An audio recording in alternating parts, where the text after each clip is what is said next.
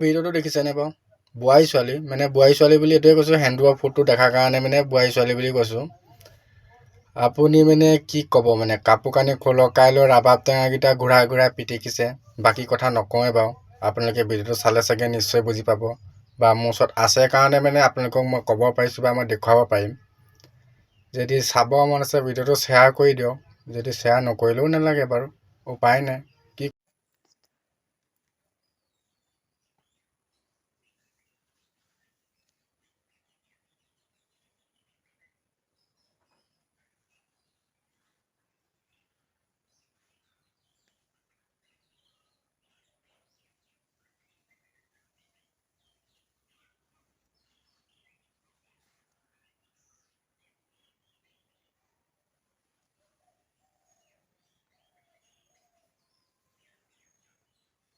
চাওক, নিশ্চয় পাব।